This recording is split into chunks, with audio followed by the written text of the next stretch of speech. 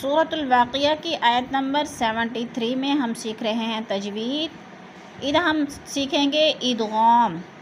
یعنی ایک لفظ کو پچھلے متحرک حرف کے ساتھ ملا کر کیسے پڑھا جاتا ہے، یعنی مشدد حرف کو،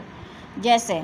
وَمَتَاعًا لِّلْمُقْوِينَ، مَتَاعًا لِّل، اکثر اس میں مسٹیک کر جاتے ہیں، وَمَتَاعًا لِّلْمُقْوِينَ پڑھتے ہیں، وَمَتَاعًا نہیں پڑھنا، وَمَتَاعًا لِّلْمُقْوِينَ، وا زبر با،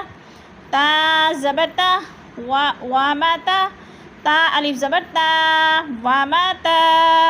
عین لام دو زبر عل، لام لام سے لل، وَمَتَاعًا لِّل، میم قاف پیش موق، وا یا زیر وی، نون زبر نا، وَمَتَاعًا لِّلْمُقْوِينَ۔